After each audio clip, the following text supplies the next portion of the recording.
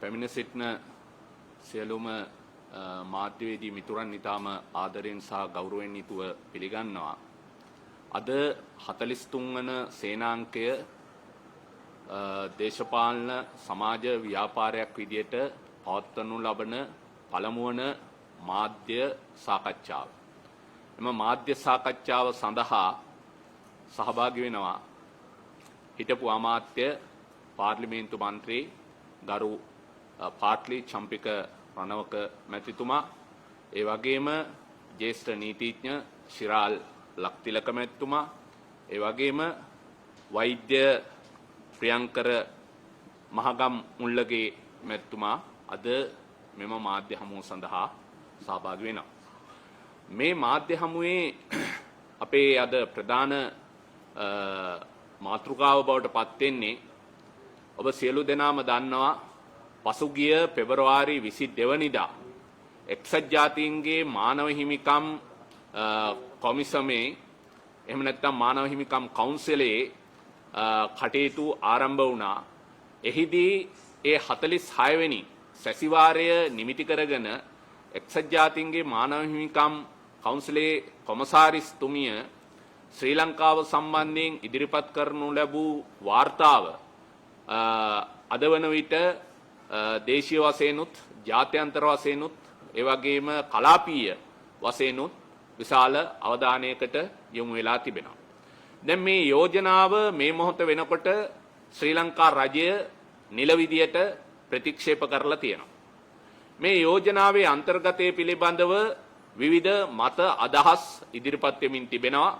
කෙසේ වෙතත් මේ යෝජනාවලිය පිළිබඳව සහ විශේෂයෙන්ම ජිනීවා මානව හිමිකම් සැසිය පිළිබඳව 43 වන සේනාංකයේ ස්ථාවරය එහෙම නැත්නම් ඒ පිළිබඳව අපි දරන අදහස පැහැදිලි කිරීම තමයි මේ මාධ්‍ය හමුවේ අපේ ප්‍රමුඛතම අරමුණ. යුද්ධය නිමා වෙලා මේ වෙන විට වසර 12ක් ගත වෙලා තියෙනවා. යුද්ධය නිමා කිරීමෙන් පසුව ශ්‍රී ලංකා රජයටත් ශ්‍රී ලංකා ආරක්ෂක හමුදාවටත් එල්ල වී තිබෙන චෝදනා සම්බන්ධයෙන් දිගින් දිගටම ශ්‍රී ලංකා රජයට බලපෑම් එල්ල වෙමින් තිබෙනවා. ඒ වගේම මානව හිමිකම් කඩකිරීම පිළිබඳව, යුද අපරාධ පිළිබඳව, ඒ වගේම මානව සංහතියට එරෙහිව අපරාධ කිරීම සම්බන්ධ විවිධ ස්වරූපයෙන් චෝදනා දිගින් දිගටම ඉදිරිපත් වෙමින් තියෙනවා. දැන් මේ සම්බන්ධයෙන් විවිධ ක්‍රියාමාර්ග අපි අරගෙන තියෙනවා. දේශීය වශයෙන් සංහිඳියාව ප්‍රතිසන්දානය සහ වගවීම සම්බන්ධයෙන් අරගෙන තියෙන ක්‍රියාමාර්ග තියෙනවා. නමුත් ඒව පිළිබඳව සෑහීමකටපත් වෙන්නේ නැති බවක් තමයි ජාත්‍යන්තරය දිගින් දිගටම අපිට එල්ල කරන චෝදනාව. ඉතින් මේ සම්බන්ධයෙන් අපි කල්පනා කරා විශේෂයෙන්ම මෙවැනි තත්ත්වයක් තුළ වත්මන් පාලනය කටයුතු කරන ස්වරූපය, ඔවුන්ගේ තිබෙන අධිමාන්‍ය, ඒ වගේම ඔවුන්ගේ තියෙන උද්දච්ච ස්වරූපය සහ සමහර දරදඬු ස්වභාවයන් එක්ක අපේ රට ජාත්‍යන්තර වශයෙන් කිසියම් ආකාරයකට තර්ජනයකට වටලෑමකට මුහුණ දෙමින් තිබෙනවා. ඉතින් ඒක නිසා මේ ඇති වෙලා තිබෙන தත්ත්වය කළමනාකරණය කරගන්න, තුලනය කරගන්න ශ්‍රී ලංකා රජය, වත්මන් ශ්‍රී ලංකා රජය අසමත් වීමත්, ඒ තුල ඔවුන්ගේ තිබෙන රාජතාන්ත්‍රික වශයෙන් තිබෙන දුර්වලකම් විශේෂයෙන්ම අපිට මේ වෙන විට දැක ගන්න පුළුවන්කම ලැබෙනවා. ඉතින් ඒක නිසා මේ හැම දෙයකින්ම අවසාන වශයෙන් රටක් විදියට අපිටයි මේ රටේ පොදු ජනතාවටයි මේවායේ භයානක ප්‍රතිවිපාක වලට මුහුණ දෙන්න සිදු වෙන්නේ. ඒක නිසා අපි කල්පනා කරා 43 වන සේනාංකයේ විදියට අද අපිට එල්ල වෙලා තිබෙන මේ චෝදනා, ඒ වගේම ශ්‍රී ලංකාව සම්බන්ධයෙන් සම්මත කර ගැනීමට උත්සාහ දරන කෝ ගෲප් එකේ එහෙම නැත්නම් මධ්‍ය ලක්ෂයේ ඉන්න කණ්ඩායම ඉදිරිපත් කරන්න යන යෝජනාවක්, ඒ වගේම ශ්‍රී ලංකා රජය ඒ සම්බන්ධයෙන් ප්‍රතිචාර දක්වන ආකාරය සම්බන්ධයෙන් අපේ ස්ථාවරය පැහැදිලි කිරීම තමයි අද මේ මාධ්‍ය හමුවේ මූලික අරමුණ බවට පත් වෙලා තියෙන්නේ. ඒක නිසා මේ අවස්ථාවේදී මම මුලින්ම ආරාධනා කරනවා පාර්ලිමේන්තු මන්ත්‍රී හිටපු අමාත්‍ය ගරු පාට්ලි චම්පික රණවක මැතිතුමාට මේ සම්බන්ධයෙන් අපේ අදහස ස්ථාවරය පැහැදිලි කරන්න කියලා.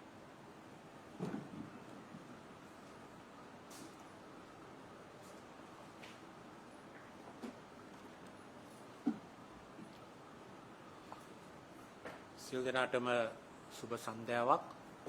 අපේ සියලුම 43 වෙනි සේනාංකයේ සහෘද සමාජිකයන්ගෙන් අවසරයි. ශ්‍රී ලංකාව නැවත වතාවක් එක්සත් ජාතීන්ගේ මානව හිමිකම් කොමිසම ඉදිරියේ වෙන යෝජනාවක් සම්බන්ධයෙන් දැන් කිසියම් ආකාරයක ඡන්ද විමසීමකට මුහුණ දෙන්න යනවා තව දින කිහිපයකින්.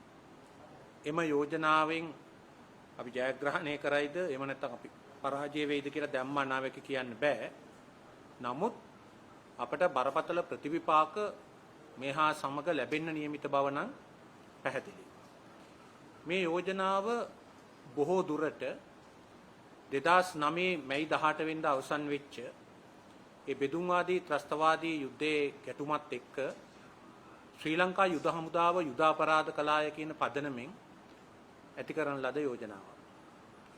දැන් මේ යෝජනාව කලිනුත් ගෙනාවා. අපි පරාජයටපත් වුණා. අපට එරෙහිව යම් යම් ක්‍රියාමාර්ග ගැනුණා. විශේෂයෙන්ම අපේ අපනයන වලට GSP සහනය ලබා දීම යුරෝපා සංගමයේ ඇමරිකා එක්සත් ජනපදයේ වැනි රටවල් ප්‍රතික්ෂේප කළා. අපිට විශාල ප්‍රශ්න වලට ඒවා මත යැපිච්ච ආර්ථිකයක් තිබුණා. ඒ ආර්ථිකයේ යෙදිච්ච පිරිස් වලට ප්‍රශ්න ඇති වුණා. නැවතත් එවැනි තත්ත්වයක් උදා වෙයිද කියන ප්‍රශ්නේ මතුවෙනවා. මොකද 2015 පත් වෙච්ච ආණ්ඩුව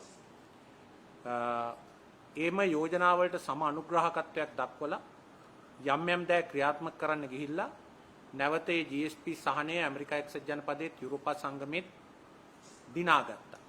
දැන් ඒට යම් අභියෝගයක් අපි මේ නිලවරණයෙන් අපි පරාජයටපත් වුණු නිලවරණයක් නෙවෙයි අත් වශයෙන්ම මේ යෝජනා සම්මතයෙන් අපි පරාජයටපත් වුණොත් අපිට ඇති වෙයිද කියන ගැටලුව ඇති වෙලා තියෙන නිසා මේක සමස්ත ජනතාවටම බලපාන ප්‍රශ්නයක්.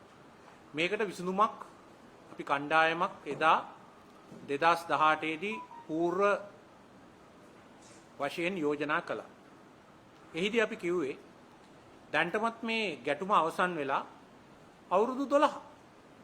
මේ ගැටුමට සම්බන්ධ පාර්ශවයන් පිළිබඳව යම් යම් කතා කරද්දී අපි බලන්න ඕනේ මේ යම් කිසි ආකාරයක යුක්තිසහගත භාවයක් තියනවද මේ නීතිය ක්‍රියාත්මක කිරීමේදී කියලා.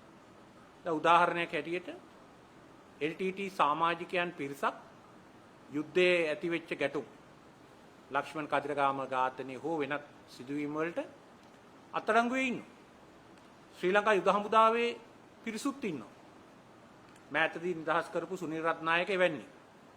දැන් එතකොට මේ ක්‍රියාදාමයේ අනහතරේ අපිට පේනවා ප්‍රභාකරන්ගේ මරණයෙන් පස්සේ LTT සංවිධානයේ නායකයා වෙච්ච කුමාරන් පත්මනාදන් කිසිම නීතිමය ක්‍රියාමාර්ගයකට ඉදිරිපත් කරන්නේ නැතුව ඔහු ජාතික ජාත්‍යන්තර වශයෙන් LTTට කරපු අවිසැපයුම්, ඒ වගේම සිදු කරන ලද මැදිහත් වීම, ඒ වගේම අවසාන මොහොතේ ප්‍රභාකරන් ගලවා ගැනීම සඳහා එක්සත් ජාතීන්ගේ සංවිධානය ලවා කරන්න ගිය මැදිහත් වීම, එක්සත් ජනපදයේ හරහා කරන්න ගිය මැදිහත් වීම, මේ සියල්ල පිටිපස්ස සිටි කතෘ කුමාරන් පත්මනාදන්.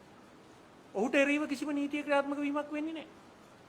ඒ වගේම LTT සංවිධානයෙන් වෙන් වෙලා ගිය නමුත් ඊට කලින් ප්‍රබල ප්‍රහාර ගණනාවකට සම්බන්ධ වෙච්ච විනයගමූර්ති මුරලීධරන් නොහොත් කරුණ වැනි අය සම්බන්ධෙනුත් කිසිම අධිකරණ ක්‍රියාමාර්ගයක් නැහැ. ඒ වගේම අවසාන සටනේදී පුතුමාතලන්හි යටත් වෙච්ච 12600ක් LTT සමාජිකයින් නැවත පුනරුත්ථාපනයෙන් පස්සේ මුදා හැරලා තියෙනවා.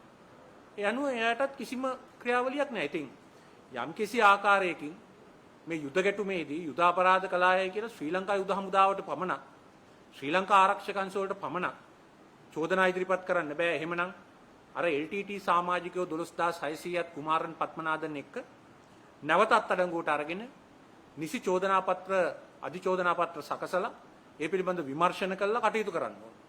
කාටත් පේනවා දැන් අවුරුදු 12කට පස්සේ එවැනි කටයුත්තක් කරන්න අපහසු බව. එවැනි කටයුත්තක් කිරීමෙන් මේ පවතින සංහිඳියාවත් බිඳ වැටෙන බව. ඒ නිසා මේ ක්‍රියාදාමයේදී අපි අමතක කරන්න හොඳ නැහැ. ඔය යුද්ධයේ සංකල්ප කීපයක් තියෙනවා. විශේෂයෙන්ම දෙවන ලෝක යුද්ධයේදී ඇතිවෙච්ච ටෝකියෝ යුද අපරාධ කොමිසම ඉදිරියේ නියුරම්බර්ග් යුද අපරාධ කොමිසම ඉදිරියේ වැදගත් සංකල්පයක් ඉදිරිපත් කළා. ඒක තමයි ඔය මානුෂීයත්වයට එරෙහි අපරාධ වගේම සාමයට එරෙහි අපරාධ. ඒ ගණයට ප්‍රභාකරන්ගේ සිද්ධිය ගැනෙනවා. මොකද කීප වතාවක් පවත්වන ලද සාම සාකච්ඡා හා తాවකාලික සටන් විරාම ඒක පාර්ශවීය උල්ලංඝනය කළේ ප්‍රභාකරන්. 2006 දිත් සිද්ධ වුණේ ඒකයි. මහවිල්ලාරෝ සොරවුව වසා දැමීම. ඉතින් ඒ නිසා ඒ පාර්ශවයන් ගැන කිසිවක් කරන්නේ නැතුව මේ තනි පාර්ශවයක් ඉලක්ක කර ගැනීම මගින් ලංකාවේ ජනතාව තුළ දවන්ත අසහනයක්, ඒ වගේම දවන්ත ආකාරයේ වෛරකාරී හැඟීමක් ඇතිවීම වැළැක්විය නොහැකි. ඒ වගේම ශ්‍රී ලංකාවේ උදා හමුදාවේ පිරිස් අතර නොසන්සුන්තාවයක් ඇතිවීම වැළැක්විය නොහැකි. ඉතින් අපේ යෝජනාව ඉතාම සරලව ගත්තොත් මේක අපේ දැන් අමතක කළ යුතු කාරණයක්. විශේෂයෙන්ම අත්අඩංගුවේ ඉන්න ආරක්ෂක අංශ සමාජිකයෝ ඉන්නවා නම් ඒගොල්ලෝ මේ යුද ක්‍රියාකාරීත්වයට සම්බන්ධ අපරාධ කරපු අය වෙන්කොට ගන්න ඕනේ අපි. ඊළඟට පෞද්ගලික අපරාධ. ඔය තිරිකුණාමලේ සිසුන් 11 දෙනා පැහැර ගැනීම වැනි යුද ක්‍රියාවලියට සම්බන්ධ යම් දෑ පාවිච්චි කරලා කරපු පෞද්ගලික අපරාධ කප්පන් ගැනීම ඝාතනය. ඒවා වෙනම ගන්න ඕනේ. ඒ වගේම LTT සමාජිකයන්ගෙත් ඒ ප්‍රශ්න ඒ විදිහටම ගන්න ඕනේ. ත්‍රස්තවාදයේ LTT නායකයින් විසින් නියෝග දීලා සිදු කරන ලද අපරාධ තියෙනවනම් ඒ අය වෙනමත් තමන් පෞද්ගලිකව කල්පනා කළා LTT එකේ යම් ශක්තියින් පාවිච්චි කරලා කරපු පෞද්ගලික අපරාධ තියෙනවනම් ඒවත් අපි වෙන වෙනම ගන්න ඕනේ. ඒ කියන්නේ ශ්‍රී ලංකා යුද හමුදාවෙත් කෙලින්ම ප්‍රජාතන්ත්‍රවාදී රාජ්‍ය ආරක්ෂා කර ගැනීම සඳහා අනදෙන මූලස්ථානයේ විසින් යම් කාර්යයන් සඳහා කරන ලද නියමනයන් ක්‍රියාත්මක කරන්න ගිහිල්ලා සිදුවෙච්ච ඝාතන හෝ ඊට සම්බන්ධ ක්‍රියාදාමයන් සම්බන්ධයෙන් වගකිය යුතු යයි කියලා හදලාගෙන දැන් නඩු දාලා තියෙනවනම් යම් කිසි පිරිසකට හෝ නඩු දාන්න යනවනම් ඒ පිරිස වෙනමත් LTT නායකත්වයේ විසින් අනදීලා සිදු කරන ලද අපරාධ සම්බන්ධයෙන් එවැනි ආකාරයට නඩු දාන්න යනවා නම් හරි නඩු දාලා තියෙනවා නම් හරි එවැනි පිරිසුත් වෙන්කොට අඳුනා ගන්න ඕනේ. පුජ්‍යලික අපරාධ අයගේ නඩු ඉදිරියට ගෙනියන්න ඕනේ. මේ යෝජනාව ඉතාම සරලව ගත්තොත් අපි මේ දෙපාර්ශවයේම අය කෙලින්ම සන්නද්ධ හමුදාවේ අනමත ක්‍රියා කරපු අයත් LTT නායකයින්ගේ අනමත ක්‍රියා කරපු අයත් මේ පිරිස අර 12600 ගෙදර ඇරියා වගේ කුමාරන් පද්මනාදන් ගෙදර ඇරියා වගේ අපි මේ සියලු දෙනාට පොදු සමාවක් දීලා ගෙදර යවන්න ඕනේ. මේක ලංකාවට 아무තු යමක් නෙවෙයි.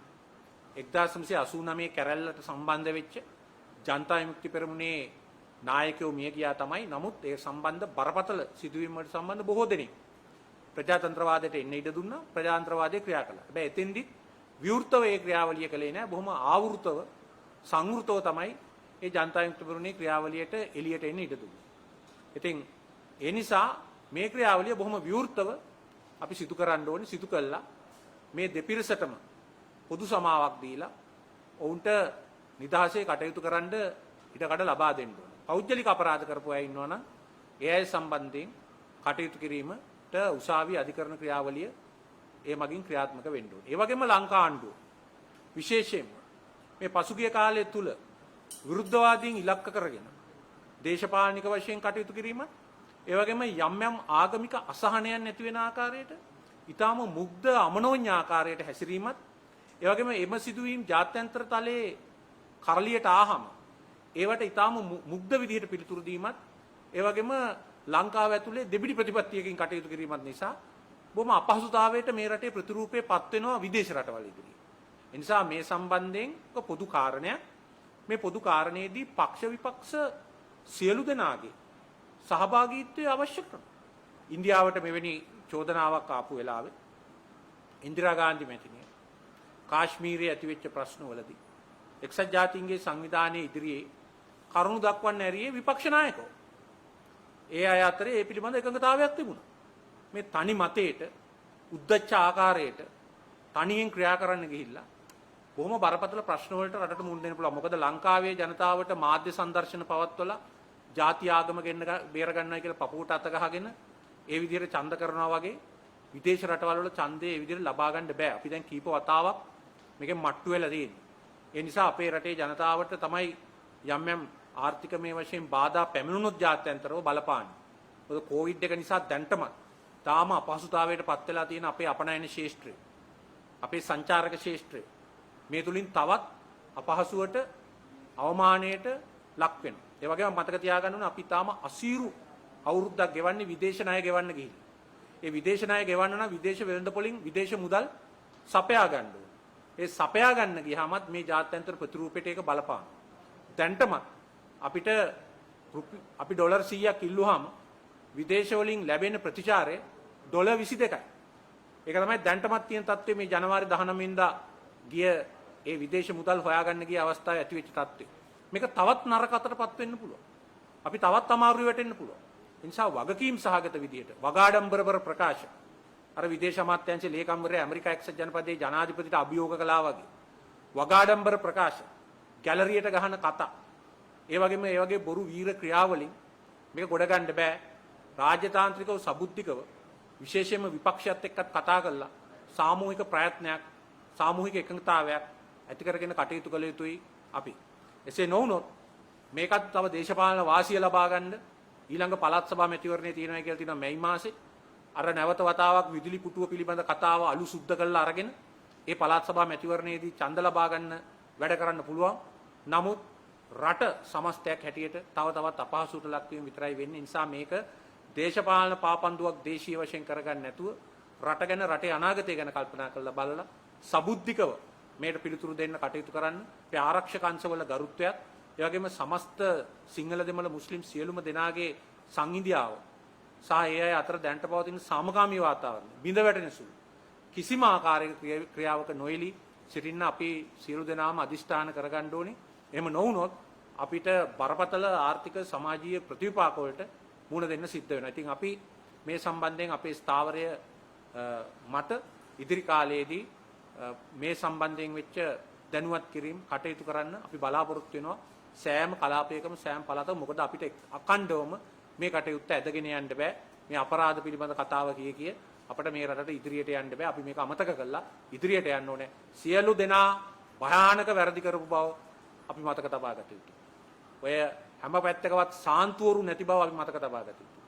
අපේ ආණ්ඩුත් උතුරේ ගිහිල්ලා පුස්තකාල ගිනි තියලා ඡන්ද මංකොල්ල කාලා නටපු නාටක ගැන අපි මතක තබා ගත යුතුයි. දකුණේ පක්ෂ තහනම් කළා ඒ පක්ෂව කැලෑවට තල්ලු කළා කරගත්ත ව්‍යසනයන් අපි මතක තබා ගත යුතුයි. දැනුත් උත්සාහ කරන්නේ මේ මගේම ඉස්සරහට යන්න. ඒවා අපි මතක තබා ගත යුතුයි. අනිත් පැත්තෙන් ප්‍රභාකරන් සාන්තුවරයෙක් නෙවෙයි. ගම්බීම් වනසලා විශේෂයෙන්ම දෙමළ මුස්ලිම් ජනතාව ඒ පළාතේ ඝාතනය කළා. සිංහල ජනතාව සම්පූර්ණයෙන්ම ජනවාරික සංහාරයකට ලක් කළා. මුස්ලිම් ජනතාව සම්පූර්ණයෙන්ම ජනවාරික සංහාරයකට ලක් කළා. දවැන්ත වැරදි මානවීය පැත්තෙන් සාමය පැත්තෙන් ජාත්‍යන්තර යුද නීති පැත්තෙන් භයානක දේවල් කරපු චරිත. ඉතින් ඕවා ඔස්සේ කුමාරන් පද්මනාදන්ට නීතිය ක්‍රියාත්මක වෙන්නේ නැත්තම් ඇයි මේ අනික් අය සම්බන්ධයෙන් නීතිය ක්‍රියාත්මක කරන්න අපි නිකම් කාලේ නාස්ති කරන්නේ. ඒ නිසා අපි මේක අමතක කරලා මෙවැනි වැරදි නැවත නොවෙන්නට අපි සංවිධානාත්මක වැඩපිළිවෙලක් ඉදිරිපත් කරලා හදලා කටයුතු කළ යුතුයි. අතුරුදහන් වූවන් ඉන්නවා නම් තව අතකගා ඉන්නේ නැතුව අර පරණගම කොමිසමෙන් ඒ වගේම තවත් කොමිෂන් වලින් අතුරුදහන් වූවන්ගේ කාර්යාලයෙන් තොරතුරු එක්රැස් වෙලා තියෙනවා. ඒගොල්ලන්ට මරණ සහතික නිකුත් කළා හරියටම ස්ථිරයි. විදේශගත වෙලා ඉන්න අය ගැන අපිට කරන්න දෙයක් නැහැ.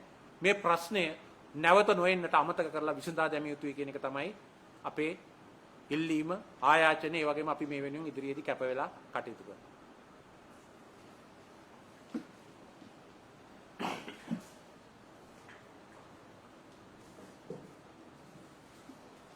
මීළඟට මම ආරාධනා කරනවා වෛද්‍ය ප්‍රියංකර මහගම් මුල්ලගේ මැතිතුමාට මේ පිළිබඳව අදහස් දෙන්න.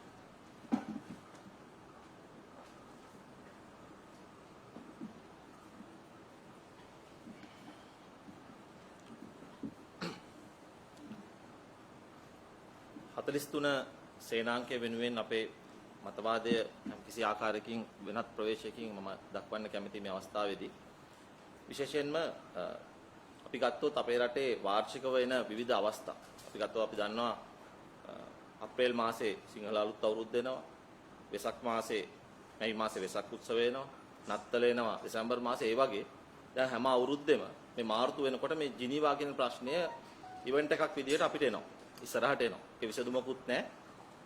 හැමදාම මානව හිමිකම් කවුන්සිලය විසින් විවිධ නිර්දේශ ඉදිරිපත් කරනවා, රාජ්‍යයට බලපෑම් කරනවා. මේ ක්‍රියාවලිය දිගටම ඉස්සරහට යනවා. දැන් මේ වසර සුවිශේෂීව අපිට ගැටළු සහගත වර්ෂයක් වෙලා තිබෙන්නේ. විශේෂයෙන්ම මේ අපේ විදේශ ණය ගෙවා ගැනීම සම්බන්ධයෙන් අපි ප්‍රථම වතාවට ඉතිහාසයේ දැවැන්ත අර්බුදයකට මුහුණ පාලා තිබෙනවා. ඒ වගේම සමාජීය ආර්ථික වශයෙන් දැඩි ආතතියක් සමාජයේ දකින්නට ලැබෙන අවස්ථාවක් නිසා.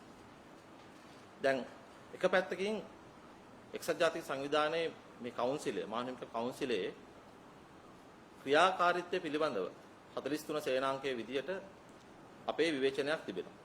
ඒක තමයි අපක්ෂපාතී නොවන, ඒ වගේම ප්‍රායෝගික නොවන නිර්දේශ ඉදිරිපත් කිරීම. මේ එක සටන් කණ්ඩායමක් LTT සංවිධානය දැන් මේ මිහිපිට නැහැ. ඔවුන් අතු ගෑවිලා ගිහින් ඔවුන් ඉවරයි. එතකොට මේ කණ්ඩායමෙන් තොරතුරු ලබා ගන්න ක්‍රමයක් නැහැ. ඉතුරු වෙලා තිබෙන කණ්ඩායම් විවිධ රාජ්‍ය අනුග්‍රහයන් යටතේ එක එක පුද්ගලයන් යටතේ නඩත්තු වෙනවා. නමුත් සමස්තයක් විදිහට ගත්තම ශ්‍රී ලාංකික රජයේ භෞමික අඛණ්ඩතාවය ආරක්ෂා කිරීමට කටයුතු කරපු යුද හමුදාව සහ අනිකුත් ඒ ආරක්ෂක අංශ පමණක් තනිකරමින් දිගින් දිගටම පහර දීමක් දකින්නට ලැබෙනවා. දැන් මේ ක්‍රියාවලිය අපේ සමාජය උහුලගන්නේ කොහොමද? ඒ කියන්නේ සමාජය ඉදිරියට යෑමට අපි 43 සේනාංකයේ විදියට බලාපොරොත්තු වෙන දේ තමයි අපි අතීතයෙන් පාඩම් ඉගෙන ගත යුතුයි. ඒ ගැන තර්කයක් නැහැ. ඒ වගේම අපි අතීතයේ සිදු වුණු වැරදි සිදුවීම් නැවත සිදුවන්නට ඉඩ තබන්නට අවශ්‍ය නැහැ. නමුත් මේ සමාජය මෙතනින් ඉදිරියට යෑමට මේ නිර්දේශ, මානව හිමිකම් නිර්දේශ වලින් අපිට තල්ලුවක් ලැබෙනවා. එහෙම නැත්නම් නැවතත් පරණ කුණු අවුස්සමින් මේ සමාජය ඉදිරියට යන ගමන පිටුපසට තල්ලු කරන්නද මේකෙන් උදව්ව ලැබෙන්නේ. ඇත්තටම වෙන්නේ ඒකයි. වෙන්නේ සමාජයේ නැවතත් ජන කණ්ඩායම් අතර, ආගමික කණ්ඩායම් අතර ආතතියක් ඇති වෙනවා. ඒක ආණ්ඩුව පාවිච්චි කරන්න උත්සාහ කරනවා. ඕක තමයි වෙන්නේ. වෙන්න නියමිත. දැන් මානව හිමිකම් කියන්නේ නරක දෙයක් නෙවෙයි. නමුත් මානව හිමිකම් සම්බන්ධව කතා කරද්දිම අපේ රටේ විශේෂයෙන්ම බහුතර සිංහල සමාජය තුළ ඇති වෙන මතය මොකද්ද? මානව හිමිකම් කියපු ගමන් මතක් වෙන්නේ යුද්ධය, දෙමළ සමාජය, LTT ත්‍රස්තවාදය, ජිනීව.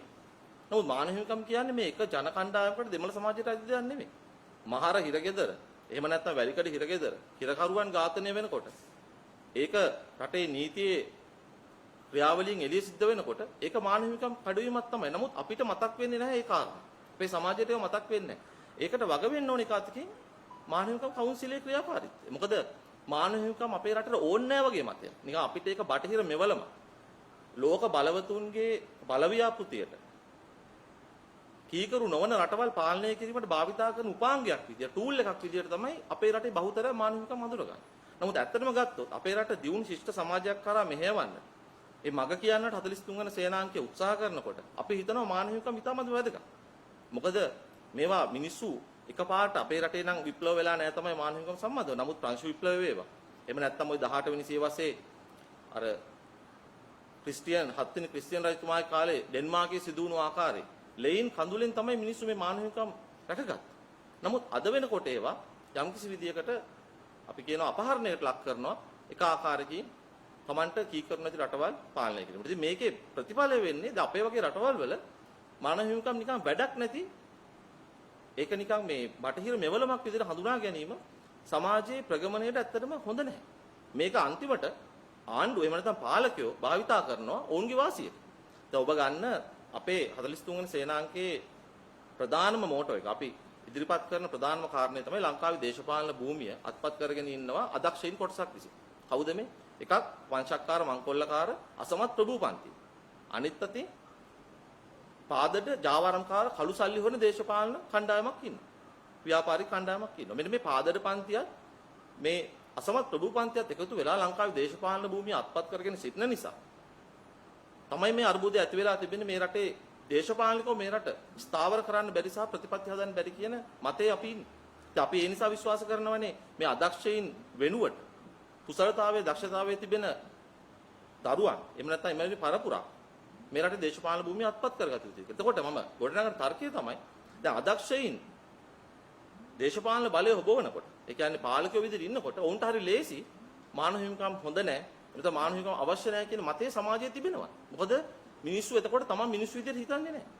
දැන් එවැනි දෘෂ්ටිවාදයක්, අයිඩියොලොජි එකක් මේ සමාජයේ පැල කරලා තිබෙනවා මේ ව්‍යාජ දේශප්‍රේමී නිසා. නමුත් ඒකට උඩගෙඩි දෙන්නේ මේ මානව හිමිකම් කවුන්සිලය ආදී මේ බලයට පත්වන මේ කොමසාරිස්වරු ඒකපාර්ශ්විකව ගන්න තීන්දුව. එතකොට අර ආණ්ඩුවලට එහෙම නැත්නම් මේ බොරු දේශප්‍රේමී ආණ්ඩුවලට පුළුවන් ජනතාවට කියන්න මෙන්න අපිට විරුද්ධව ක්‍රියාමාර්ග ගන්නවා. ඒ නිසා ඔබලා අපි වෙනුවෙන් ඉදිරිපත් වෙන්න කියලා. දැන් අර කලින් හිටපු අමාත්‍යතුමා කිව්වා වගේම ඔබ සියලු දෙනාට ජනතාවටත් මාධ්‍යවේදී සහෝදර ඔබ සමටත් බලන්න පුළුවන්.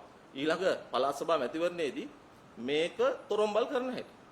ඒ කියන්නේ මේ ආණ්ඩුව බලයටපත් උනේ සිංහල සමාජය තුල ඉතා දැවැන්ත යථාර්ථවාදී නොවන බලාපොරොත්තු රාශියක් ඉදිරිපත් කරන්න බැරි දේවල්.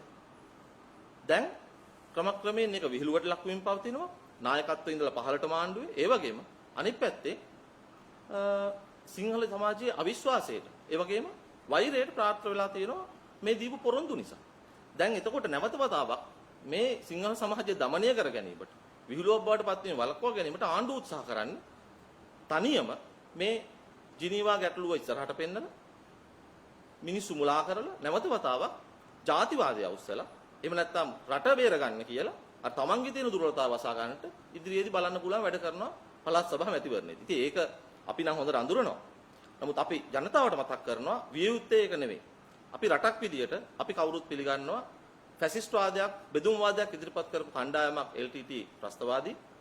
අපේ රටේ ප්‍රජාතන්ත්‍රවාදය හෝ වෙනත් කිසිම මතවාදයකට ඉදිරියට එන්න බෑ. ඔවුන් දිගින් දිගටම මේ රටේ හිටියනම්. ඉතින් සාකච්ඡාවට කීපයක් දිගින් දිගටම පැහැර හැරලා මේ රටට අන්තිමට දකුණට පහර දීලා ළමා සොල්දාදු හදලා ඉදිරියට ආපු කණ්ඩායමන් නිසා දේශපාලනිකව ඒ තීන්දුවක් ගන්න ඕන. ඒක යුද්ධයක්. ඒ ක්‍රියාවලියේදී අඩුපාඩු වෙන්න පුළුවන්. ප්‍රශ්නයක් නැහැ. ඒ ගැන විමසීම් කරාට. නමුත් ඒක පාර්ශිකව පක්ෂපාතීව කටයුතු කිරීම තුළින් නැවත නැවතත් මේ ප්‍රශ්නේ ඔද්දල් වෙවි සමාජයේ ඉදිරිගාමී ගමන නවතිනවා. ඉතින් අපි 43 සේනාංකයේ විදිහට කියන අපේ මතය තමයි අවසාන වශයෙන් අපි මානව හිමිකම් පිළිබඳව අවධානයෙන් ඉන්නේ. ඒක අපේ රටට අවශ්‍යයි. මොකද මිනිස්සු සමාජ ප්‍රගමණය වෙන්න ඕන. නමුත් ඒක පාර්ශිකව ප්‍රායෝගිකව නොවන කරුණු ගෙනල්ලා මේ රාජ්‍යයට බලපෑම් කිරීම තුළින් නැවත අනවශ්‍ය ආතතියක් ඇති වෙලා ඒකේ වාසිය පාලකයෝ විසින් අත්පත් කර ගන්නවා. මොකද ඔවුන්ගේ අසමත්කම වසා ගැනීමට. ඒ නිසා අපි රටක් විදියට මේකට මුහුණ දීලා මේ නිර්දේශ පිළිබඳව අපේ රාජතාන්ත්‍රිකව විශේෂයෙන්ම විශේෂඥයෝ ලවා එහෙම නැතුව ගැලරියට කතා කරලා රටේ මාධ්‍ය හරහා සංදර්ශන පෙන්නලා ආණ්ඩුව තමන්ගේ කලර්ස් රට ඇතුලේ පෙන්නනවා. හැබැයි එළියට ගියාට පස්සේ රටට හානියක් වුණොත් මොකද ඔබතුමාලා මේ ආණ්ඩුව මේ රටේ බාරකාරයෝ විතරයි. අවුරුදු ගාණක් ගිහිල්ලා හරි ඊළඟ ඡන්දෙන් හරි අයි කණ්ඩායමක් මේ රට කරන්න ඕනේ. මේ රටේ අපේ දරු පරම්පරාවට ඉන්න ඕනනේ. අපිට නෑනේ අනිත් රටවල් වල ද්විත්ව පුරවැසිකම්. අපි මේ රටේ ඉපදුනා මේ රටේ මැරෙනවා. එතකොට මේ රට අපිට ඉදිරියට මේ ලෝකයේ නූතන ලෝකයේ තුල ස්ථානගත කරලා ශක්තිමත් රාජ්‍යයක් විදියට හදාගෙන යන්න අවශ්‍යයි. ඒ සඳහා මේ ගැලරියට කතා කරන්නේ නැතුව දේශපාලනයට මේක භාවිතා කරන්නේ නැතුව තමුන්නාන්සලා රාජතාන්ත්‍රිකව වැඩ කරන්න කියලා අපි ආණ්ඩුවට මතක් කරන ජනතාවට මතක් කරනවා. ඒ නිසා පළාත් සභා ඡන්දෙදී මේ ගේන මේ හිඟන්නගේ තුවාලේ වගේ මේක තොරම්බල් කරලා ඒ ගේනකට නම් රැවටෙන්න එපා. රටක් විදියට අපි පක්ෂ විපක්ෂ සියලු දෙනා එකතු වෙලා මේ අභියෝගයට මුහුණ දෙමු. අපේ රට වෙනුවෙන් කියන එක මතක් කරනවා 43 වන සේනාංකය වෙනුවෙන්. බොහොම ස්තුතියි.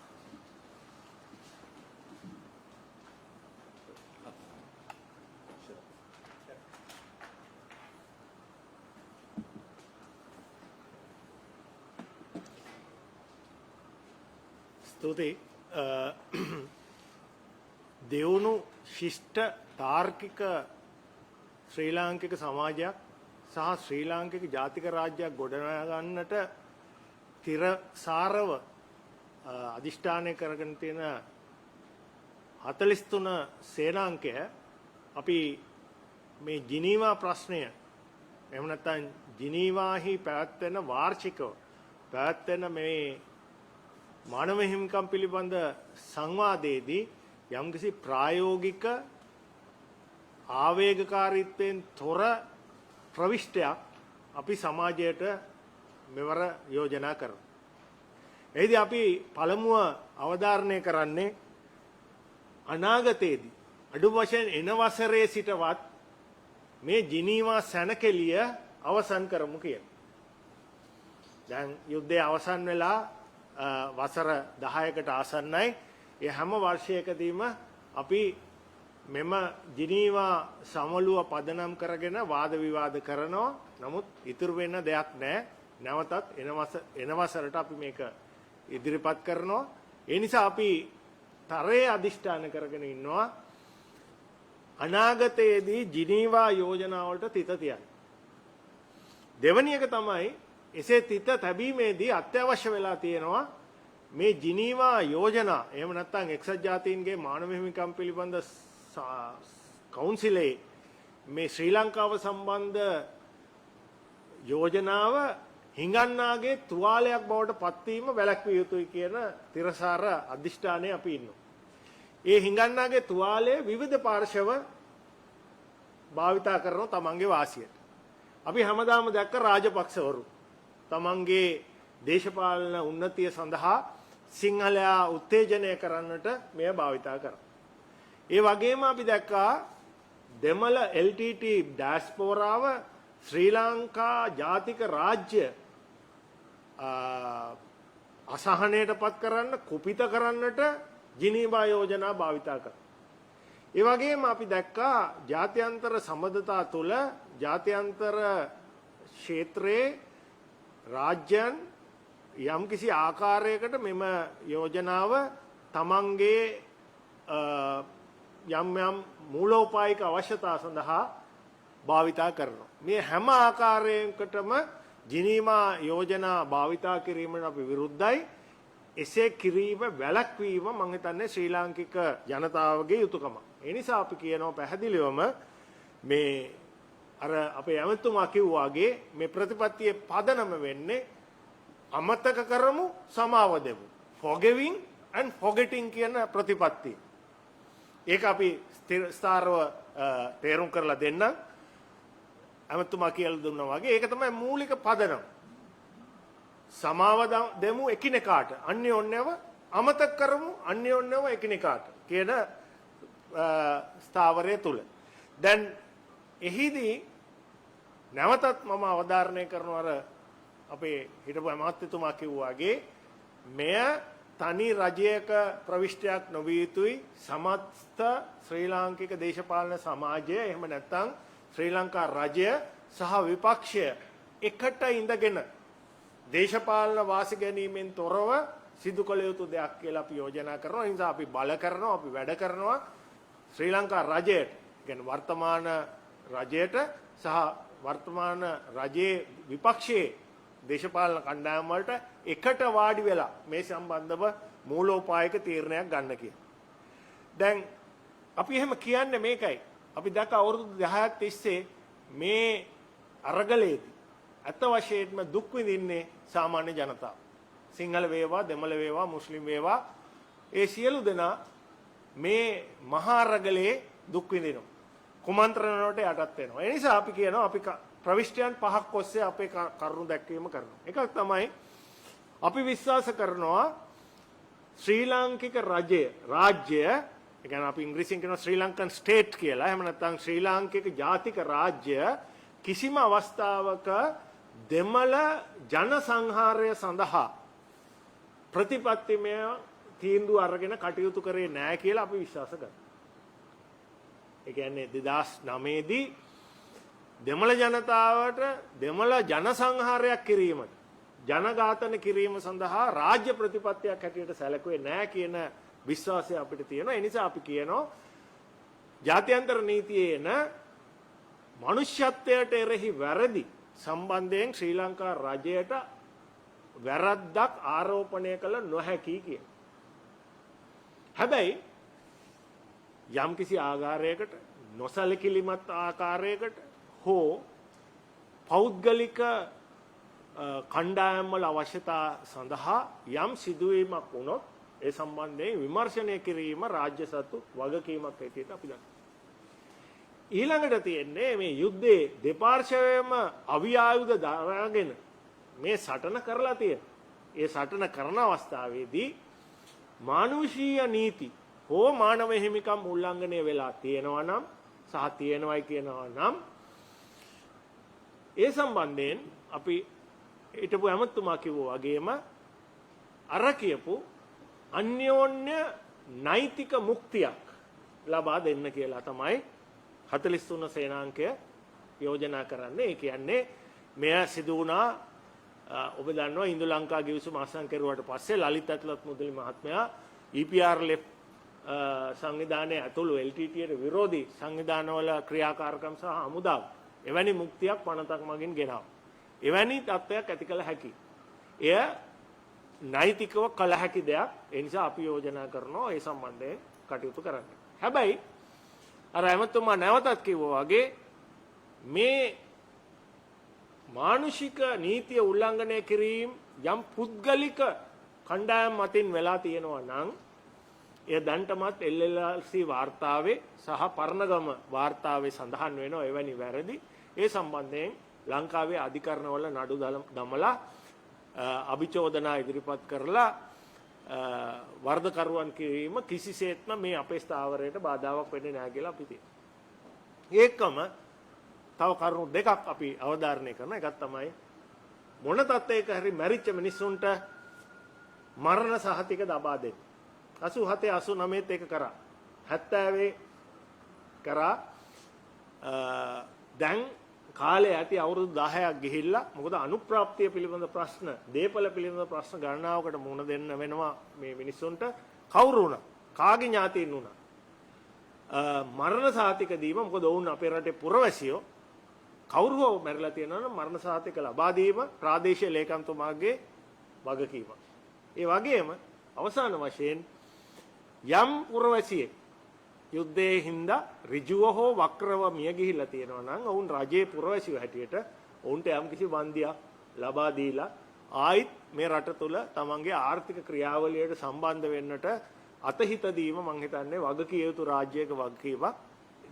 අනේ වන්දි දීමත් සිදු කරන්න පුළුවන් නම් අපි හිතනවා අපිට ජිනීවා වලට තිත තියන්න පුළුවන් කියලා. ඉතින් මේ අද ප්‍රතිපත්තිමය රාමුවක් හැටියටයි අපි ඉදිරිපත් කරන්නේ. නමුත් රාජ්‍යයටත් විපක්ෂයටත් සමාජයටත් ජාත්‍යන්තර ප්‍රජාවටත් මේ පිළිබඳව ආවේගාත්මක භාවයෙන් තොරව අපි විශ්වාස කරන හැමතිස්සම ප්‍රැග්මැටිසම් ප්‍රායෝගික ප්‍රවිෂ්ටයක් තුල මේ ප්‍රශ්න විසඳා ගැනීම අත්‍යවශ්‍ය වෙලා තියෙනවා කියලා අපි තරයේ විශ්වාස කරනවා. ඒ නිසා ඒ ප්‍රවිෂ්ටය 43 වන සංවිධානය විසින් නැවතත් මම ආරම්භයේ කිව්වා වගේ අපිට ඕන ජීවත් වෙන්න රට. ඒ ජීවත් වෙන්න රට තුල තාර්කික සමාජයක්, ශිෂ්ට සමාජයක්, ස්ථාවර සමාජයක් අපිට අවශ්‍යයි. එහිලා මේ ජිනීවා ප්‍රශ්නය විසඳා ගැනීම අත්‍යවශ්‍ය වෙනවා කියලා අපි විශ්වාස කරනවා. ඒ නිසා ඒ සඳහා ඍජු නායකත්වය ලබා දීමට 43 වෙනි සේනාංකය ඉදිරිපත් වෙනවා කියමින් නිහඬ වෙනවා. ස්තුතියි. ප්‍රශ්න තියෙනවා නම් අමතුමාට ඉදිරිපත්.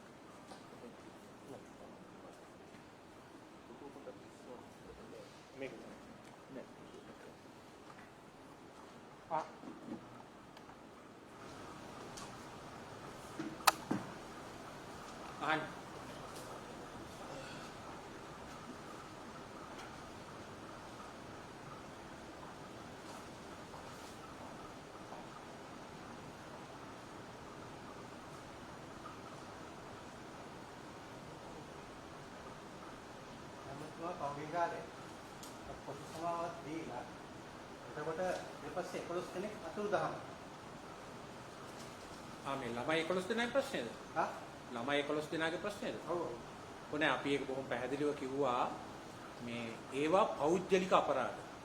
ඒවා මේ ශ්‍රී ලංකා නාවික හමුදාවේ හෝ සේනාධිනායකයා හෝ අන්න දීලා කරපුවා නෙවෙයි. මේ හමුදාවේ තැන් වල හිටපු අය තමන්ගේ පෞද්ගලික න්‍යායපත්‍රයන් සඳහා කරන ලද දේවල්. ඒ වගේම කප්පන් සඳහා දරුවෝ පැහැරගෙන යාමත් ඒ වගේ සිද්ධි. ඉතින් ඒ වගේ සිද්ධිවලට මේක අදාළ නැහැ මේ පොදු සමාව. ඒවා ඔය රටේ තියෙන නීතිය මගින් කරන්න ඕනේ. හැබැයි ඒවට ඇත්තටම දැන් කරන්න ඕනේ සෑහෙන කාලයක් ගෙවිලා තියෙන නිසා අර විශේෂ අධිකරණයක් මගින් ඒ වගේ ප්‍රශ්න විශේෂ අධිකරණයක් මගින් විමසලා හැකි ඉක්මනින් ඉවර කරලා දාන්න ඕනේ ඒ වගේ පුද්ගලික අපරාධ සම්බන්ධ නඩු.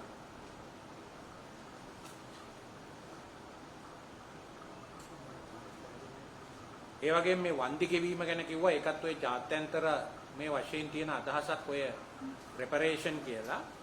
අපි මේ යෝජනා කරන්නේ මියගිය කොටි සමාජිකයන්ට වන්දි ගෙවන්න නෙවෙයි. ඔය ගිය පාරත් තෝම මතුවෙච්ච දෙයක්. ඇත්තටම මේ යුද්ධ තත්වයේදී අහිංසක ජනතාව විශාල වශයෙන් බැටකෑවා. අදටත් ඉන්නවා විශාල පිරිසක් තමන්ගේ මුල් ගම්බිම් වලට යන්න බැරි වෙච්ච. ඒවට යම් යම් ප්‍රතිවිරෝධතාවෙනුත් දැන් ඒ කලාපයේ ඒ පළාත් වලින් මතුවේ. ඒ නිසා අපි යෝජනාව අනිවාර්යයෙන්ම මිනිස්සුන්ට අයිතිවාසිකමක් තියෙනවා තමන්ගේ මුල් ගම්බිම් වලට යන්න. 1987 අපි දැක්ක ඔක්තෝබර් මාසයේ LTT ආරම්භ කළ සිංහල ජනතාව පළවා හැරීමේ ක්‍රියාවලිය යාපනයෙන් මඩ කලපුවෙන් 91 ආරම්භ කළ මුස්ලිම් ජනතාව පළවා හැරීමේ ක්‍රියාවලිය. ඒ අතරේ තමන්ගේ මතේ නොයවමසුපු දෙමළ දේශපාලන නායකයෝ ඝාතනය කිරීම, ඒ පිරිස් උතුරෙන් නැගෙනහිරින් පළවා හැරීම සිද්ධ වුණා. ඉතින් ඒ අයට නැවත පදිංචි වීමේ අයිතිය, පැමිණීමේ අයිතිය සහතික කරන්න ඕන වගේම ඔය ගැටුම නිසා අතිවිශාල පිරිසක් අනාථ වුණා, තැන් තැන් වලට විස්ථාපනය වුණා. ඒ පිරිස් වලට නැවත ජීවිත ගොඩනගා ගැනීම සම්බන්ධයෙන් රජය යම්කිසි ආකාරයක වන්දි මුදලක් ලබා දීලා උන්ගේ ජීවිත නැවත ගොඩනගා ගන්න ඔවුන්ට උපකාර කර යුතුයි ජාති ආගම් ભેදකින් තොර. ඒකයි අපේ අදහස. එකමතුමා දැන් මානව හිමිකම් කොමසාරිස් වාර්තාවට සඳහන් වෙනවා. රටේ සාමාන්‍ය මානව හිමිකම් උල්ලංඝනය කිරීමයි ප්‍රජාතන්ත්‍රවාදී අවකාශ ඇහිරීම. වෙනිකම. දැක්කේ මේ කම්සම්පත උත්මාන විස්තර නෑ, ඇත්තටම මානව හිමිකම් කොමසාරිස් තුමියගේ වාර්තාවේ මූලික වාර්තාවේ පිටු කීපයක් විතරයි ඔය තුරුහා නැගෙනහිර ඇතිවෙච්ච ගැටුම ගැන තියෙන්නේ. දෙය ගැන තියෙන්නේ. අනික් පිටුවල තියෙන්නේ මේ පසුගිය වසර තුල සිදු කරන ලද, ඒ කියන්නේ මානව හිමිකම් වලට එරෙහිව සිදු කරන ලද රජයේ ක්‍රියාකාරීත්වය. විරුද්ධවාදී දේශපාලඥයින් අත්අඩංගුවට ගැනීම, හිරිහැර කිරීම, ඒ වගේම භාෂණයේ නිදහසට කරන ලද බලපෑම්, සංවිධානය වීමේ නිදහසට කරන ලද බලපෑම්, ඒ වගේම ස්වාධීන අධිකරණයේ ස්වරූපය වෙනස් කිරීම, අධිකරණ ක්‍රියාදාමය අද විහිළුවක් බවට පරිවර්තනය කරලා තියෙනවා විවිධ කොමිෂන් සභා මගින් තමන්ට අවශ්‍ය දේශපාලන පරිගැනීම් කිරීම සඳහා. ඉතින් මේ වගේ කාරණා ගොඩක් එතන තියෙනවා. ඒ වගේම ආගමික වෛරය අවුලවන සුළු ක්‍රියාදාමයන් වලට රජය මැදිහත් වෙනවා.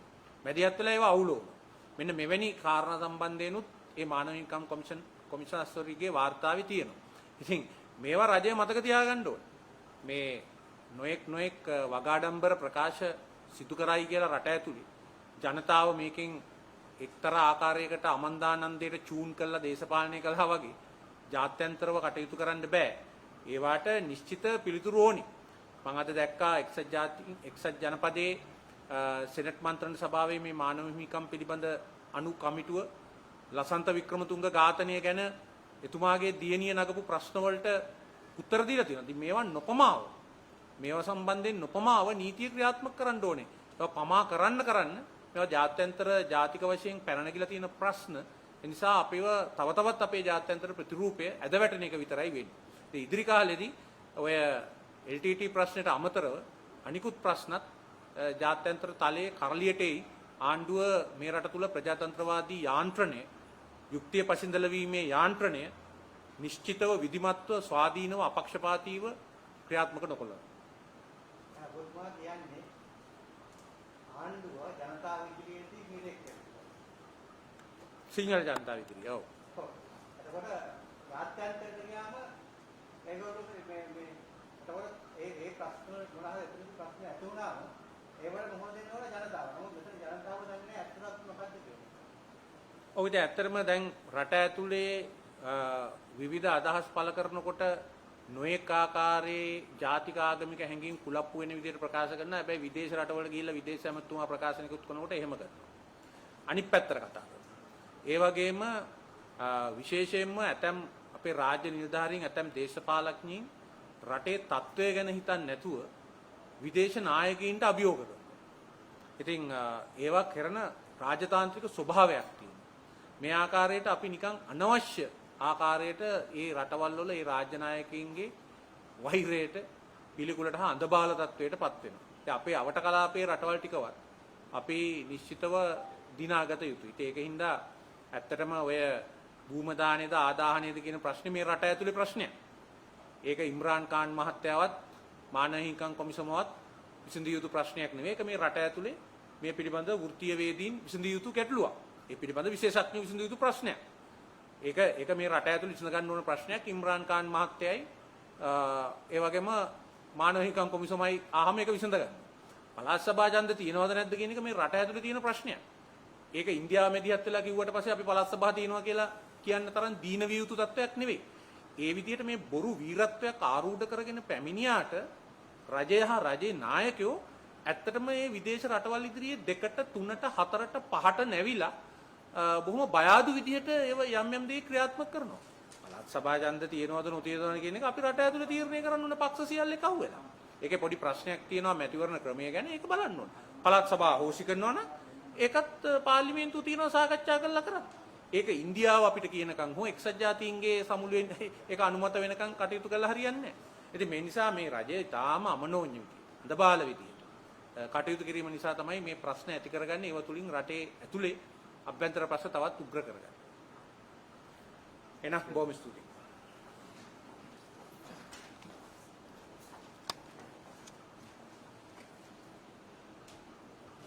බොහොම ස්තුතියි. එනම් සංග්‍රහයක් තියෙන බුක් තිබුණා.